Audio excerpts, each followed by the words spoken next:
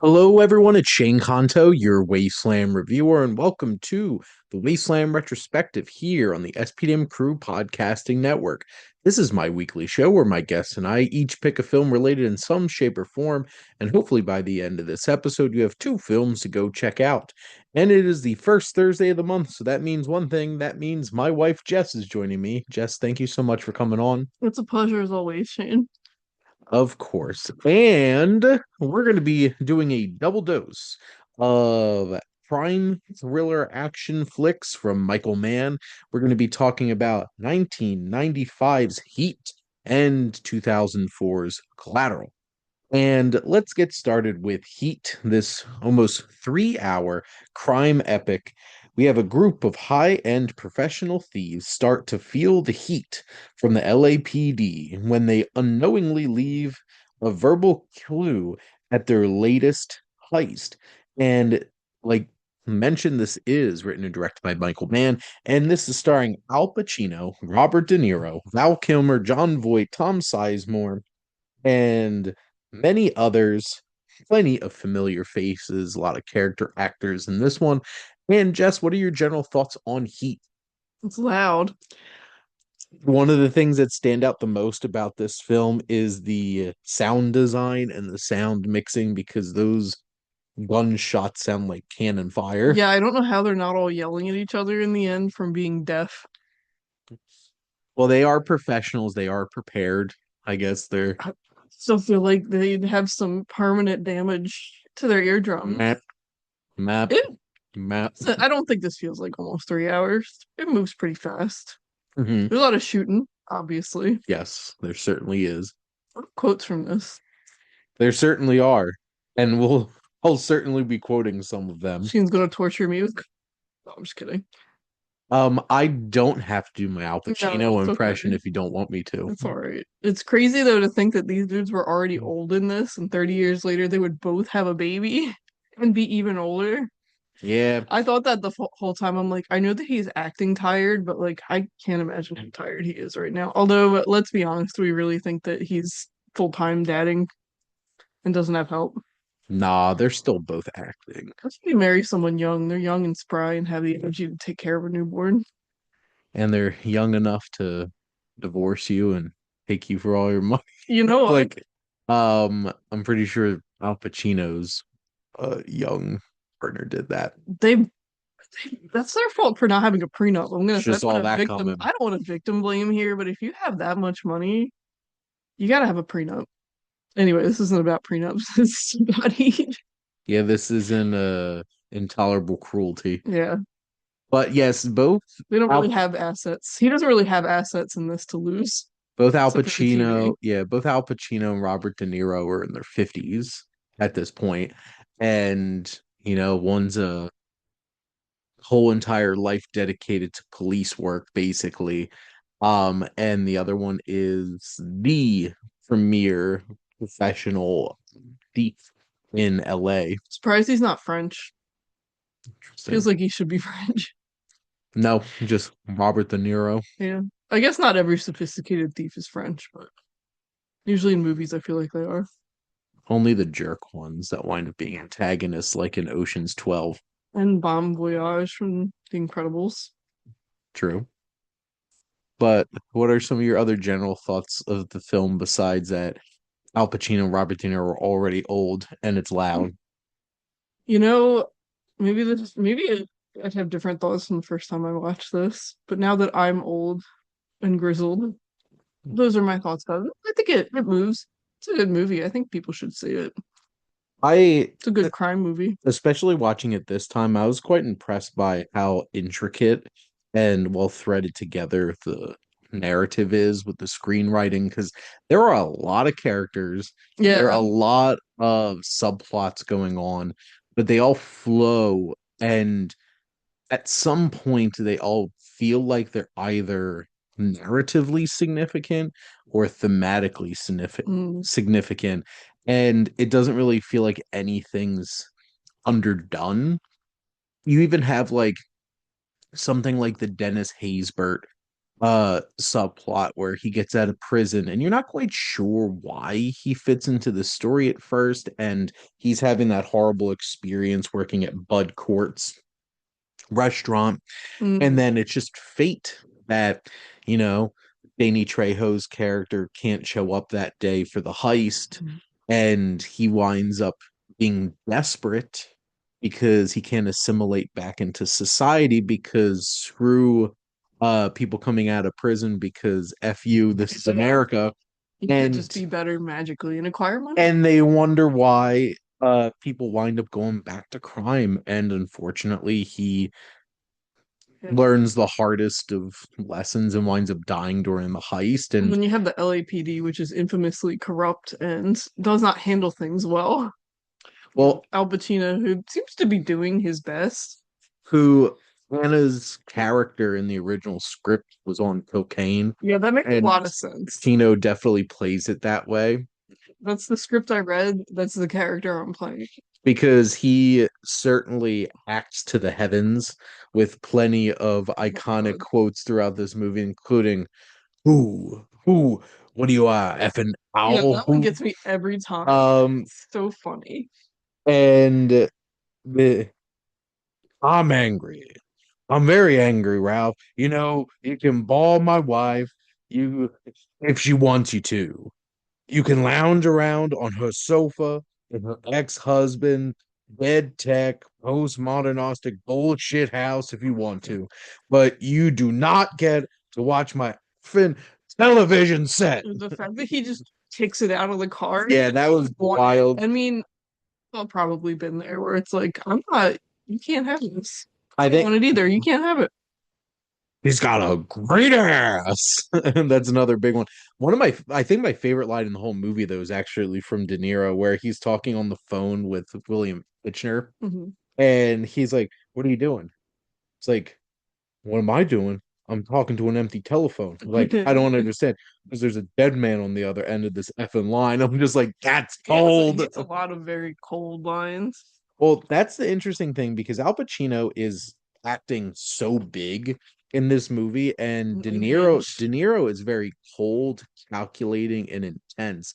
And he does have a few vulnerable moments. And the relationship with Edie, Amy Brenneman's character, could easily feel just like unnecessary, but I feel like it really does show this side of him that there's um, maybe Mm. that he could get out of this life and maybe he wants to get out of this life. And honestly, it really hit me hard looking at, and I don't think Brenneman has the most to work with in this film. I think they have an interesting dynamic with each other, but God, when he walks away Mm. at the end, the way she's standing there and reacts to it just killed me. I'm just like, Mm. I feel bad for it her. was so bad. And, there's a couple of moments in this film, there's some real emotion, and you have, like, I'm not gonna say, like, Hannah feels so disconnected from his wife. I'm not gonna say any of his interactions with Diane Venora really feel that, but Natalie Portman, when his Mhm. stepdaughter Mhm. tries to commit suicide, and there's like that whole entire sequence is like really intense. And you know Ash He leaves her at the end of it, which I'm like, you know what? Good for him, because obviously this is not working. well, yeah, and they shouldn't be together, Well, it's very yeah, no, they're obvious. really bad for each other. And It's like, then is there any way that we can work this out? No. well, and Ashley Judd, I feel bad for Ashley Judd's character Charlene because obviously her relationship with Val Kilmer's Chris is not good. Mm-mm. And she's basically, well, she not basically, she is bullied back into this relationship by Robert De Niro at that one point because it's going to affect his Yeah, heist.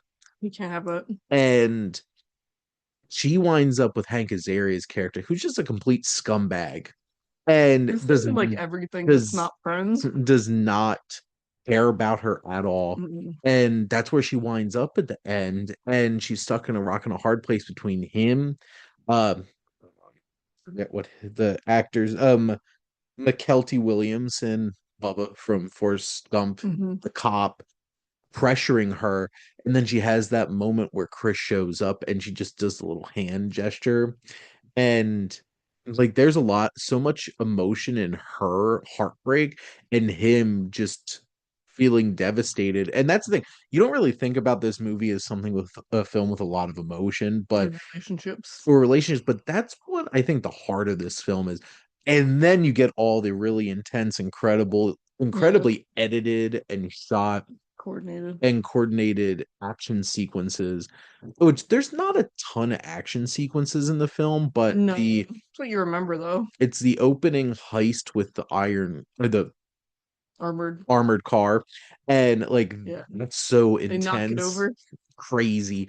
And then of course the climactic bank heist, which is devastating, and you lose some of the cops like Ted Levine's character. Yeah. um so hot in the 90s, this was like 4 years after Silence of the Lambs, where he was Buffalo Bill. Oh yeah, okay. I knew and it sounded familiar. and then you had Tom Sizemore, who was in this and in Saving Private Ryan 2 years ago, and was such a big character actor in this era, and he has a whole family. And that killed me when they were trying to decide whether to do this job last, and Mhm.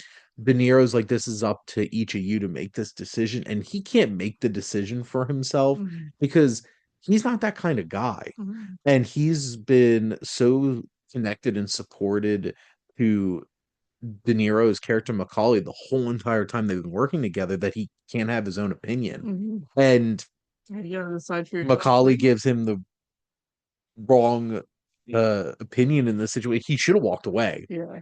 He had a family, and Mhm. he's the one who winds up dying during the heist. Obviously, you have the climactic um chase sequence at the airport, which is Yeah, really cool and yeah, intense and loud.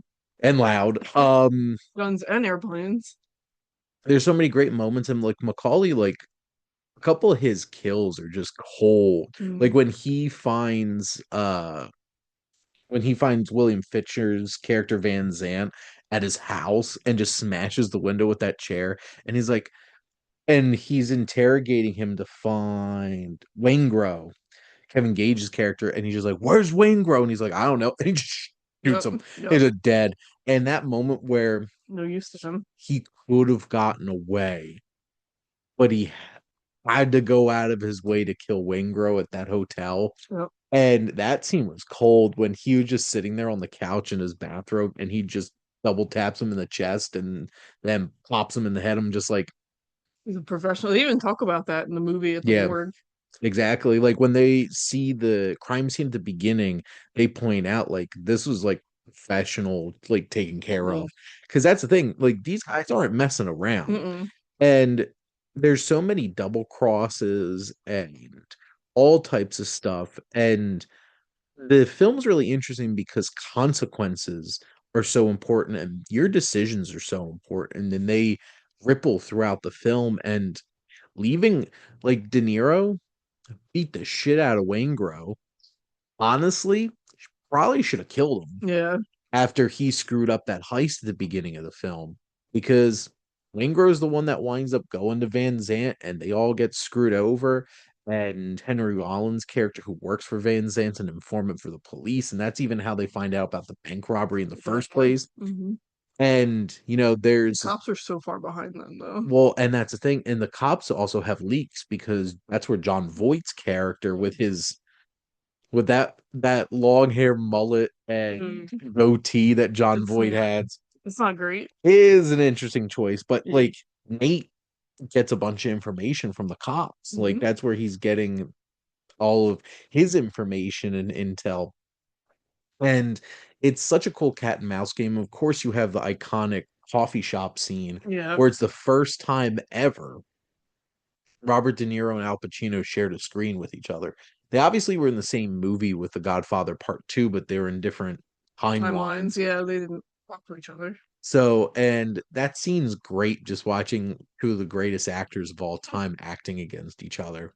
But this is it feels like an epic film, Hmm. and I'm I'm very interested because I feel like Michael Mann has done whole lot of great work in the past like Yeah, I had to look up 25 who years directed this because I or couldn't 20 remember. years, and they're coming out with Heat too.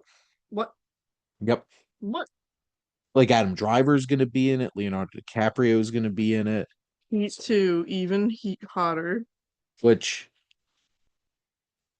Michael Mann had an amazing 80s and 90s and into the aughts. I'm not a big fan of his Miami Vice movie, but yeah, this is going to star Leonardo DiCaprio, who apparently plays Chris, Val Kilmer's character, Oh, which is interesting. And Austin Butler's going to be in it. is it a prequel or a sequel? I think both. I think they're pulling a Hmm, like a Godfather Part Two interesting. because it's going to have Bradley Cooper, Christian Bale, Austin Butler, Adam Driver. So there's a lot going on there. But Jess, do you have any other thoughts to add about Heat? No, I think that was about it. And I learned that there's a pre-sequel coming. There we go. Did not know that. And probably the last great film that Michael Mann made is 2004's Collateral. And a cab driver finds himself the hostage of an engaging contract killer as he makes his rounds from hit to hit during one night in Los Angeles.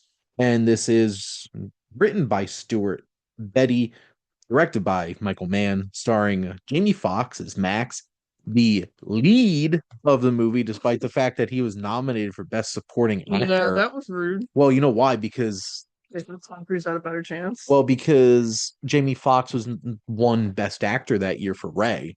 Oh, so So they couldn't nominate him twice. they could have, but they campaigned him in two separate categories, so he Well, could potentially win two different Oscars. He's the lead of the movie. Tom yeah, Cruise is a supporting that's character in the category movie. fraud. Yes, Tom Cruise, Jada Pickett Smith, Mark Ruffalo, Peter Berg, Bruce McGill, Irma P. Hall. There's so many great actors. Like even like Javier Bardem pops up Yeah, in this for one scene, which is really he cool. was in this. So, Jess, what are your general thoughts on Collateral? We love a Tom Cruise in a villain role, Shane. He kills it. He's He slick. is so great, and the character design of that gray suit, his Yeah, gray tinted hair, he looks like the devil.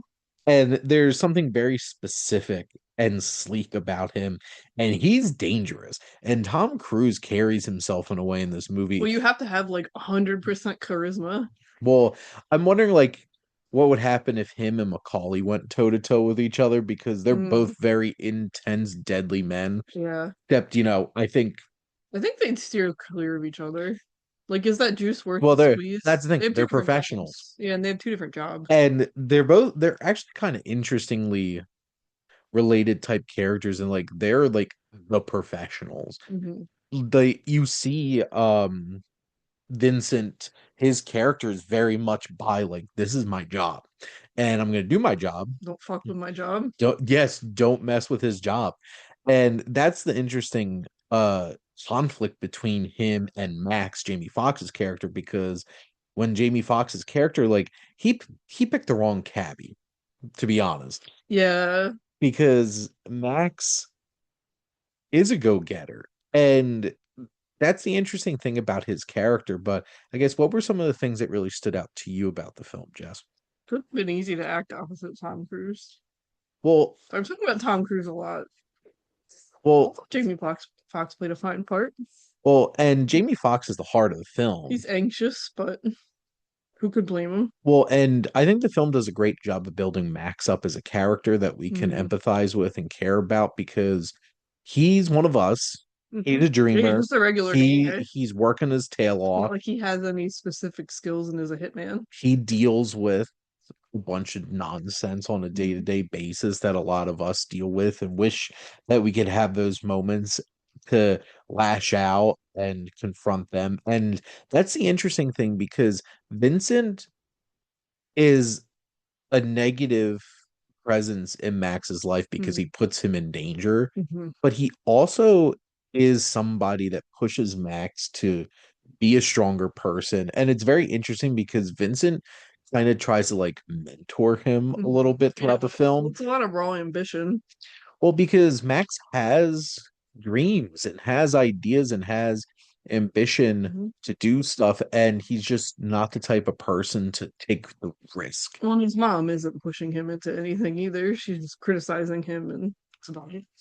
But he still goes Which, to see her. yep, which that was a interesting dynamic with Vincent trying to push him to be like, he's your mother. Yeah. Eh, Yeah, like motherfucker, you're just gonna kill this guy. well, and everybody has a different experience with their parents, Mhm. and it's not right to assume that everybody should appreciate their Well, he's parents in very the rule same way. governed, so of course he's lawful evil. Yes, very much so. Like he's rule governed, so in his mind, honor thy parents. Yeah, it's like Therefore, this is what you're supposed to do, follow the Max. rules. And even like Jada Pinkett Smith, who's only in it at the very beginning and the very end of the film, Hmm. I like her dynamic with Jamie Foxx. I think they have good chemistry. Mark Ruffalo is an interesting presence in the film as this detective who is, he's one of the few forces in the film that's, I think, genuinely trying to Yeah, get he Max cares. out Yeah. of the situation. And that's so tragic that he unceremoniously gets murked Hmm. by Vincent at one point, which also that club scene, which is like the scene Yeah, of the movie with it's great. that's very specific song that was also in the Born Identity that I forget what the It name was of the it early was. aughts, it's fine. The do do do do do do do do do do. And Yeah, ready, steady, go. yeah, and like that scene is so intense and so I cool. listened to a lot of EDM at that time, so that definitely took me back. And then the chase at the end with the train and everything, and Tom Cruise gets to run. Um, We love a running Tom Cruise. Tom Cruise loves to run. Um, He does it in every movie. I'm pretty sure it's in his contract. I'm sure it is, He covers a honestly. lot of ground for a little guy. And it's interesting seeing like character actors like Peter Berg and Bruce McGill thrown in there on the police side. But that whole scene where you have Max pretending to be Vincent and has to confront Yeah, Javier Bardem's character is really it's a good. cool. And I think the first time I ever saw Javier Bardem was No Country for Old Men. Yeah, So like going back and rewatching this, it wasn't this time, it was a few times before. I'm like, oh my God, that's Javier Bardem in this movie. because he doesn't Um, have that fuck ass bob. and he has very distinct hair in every role, I feel like. And even this one, he has that tight hair on top and that very well-groomed beard Hmm. in this, and it's a very distinct look. But like that whole scene's really well acted. You even have actors like Barry Henley, who's that jazz player. Even that sequence is really interesting. Hmm. Hmm. There's some really impressive quiet moments in this, but Michael Mann always finds the tension, and this and Heat capture LA in such a specific way. And outside of Drive, you're probably not going to find another movie that's like LA in a The seedy underbelly, but not that seedy. Moderately because seedy. Dion Beebe and Paul Cameron, who are the cinematographers on this film, this has a very Michael Mann has a very distinct contemporary, very urban kind of feel to his films. It's nighttime. And it is very much nighttime. And James Newton Howard's score is very distinct too, in terms of helping bring up the tension. But this is has really great character work and is a really impressive crime thriller from start to finish that's really intense and thrilling. But Jess, do you have any other thoughts about Collateral? Yeah, feel bad for Jamie Foxx's character. What was his name again? Max. Max. That's right. Wasn't that his name from Amazing Spider-Man 2? Yes, Yeah. You cast Jamie Foxx in the movie, you better make sure his character's name is Max, there you go. apparently. Even though those are very different roles. Well, that's a wrap on another episode of the Wasteland Retrospective. But Jess, thank you so much, as always, for coming on and chatting movies with me. You're welcome. And next week, our fearless leader at the SPM crew, Mike Hilty, will be back, and we'll be doing a double dose of video game adaptations with Super Mario Bros. And Mortal Kombat, both out of the 90s. So, Wow. yeah, What a combo. combo. Just in time for both of them to be getting new movies. over the next 2 months. So looking forward to Super Mario Galaxy, and I don't know how excited I am for Mortal Kombat 2. I didn't like the last one, but we'll have to see. And next month, Jess and I are going to be taking a dive into a double dose of early 90s westerns about Wyatt Earp. It's going to be Tombstone and Wyatt Earp. Was he a bullshit artist? Maybe. Or what it sounds If like. you're one of the people who survived something, you can kind of just make up what you want or There you not. go. Well, what did we just watch where the we watched 1984, and it's those who can Oh, control the past, control the present, control the future, well, no, whatever. so it's those who control the past, control the future, and those control the past dictate the future, and those who control the present control the past. Mm. Because, if you're in power, you can rewrite what happened before and trick people into thinking whatever. So, Great last line too, that book. well, and that is Wyatt Earp. He basically, we'll get into Look, that. man, I respect the hustle, I guess. We'll get into that when we do that episode. But thank you all for listening. Make sure to like, comment, and share on this episode. What is your favorite Michael Mann film? There's a lot of great ones, from Thief to Manhunter to Last of the Mohicans to Heat to Collateral. But what's yours? And make sure to follow or subscribe wherever you listen to your podcast. The SPDM Crew Podcasting Network is ever expanding. So we have many great shows with all different types of interests, especially if you love movies. We got plenty of that. And if you want to be a guest on one of these shows, or you have an idea for your own podcast, reach out to us on our website. And if you like our logo, check out High Flyer Creative for all your digital marketing needs. But most importantly, thank you as always for tuning in and supporting the Wasteland Retrospective here on the SPDM Crew Podcasting Network.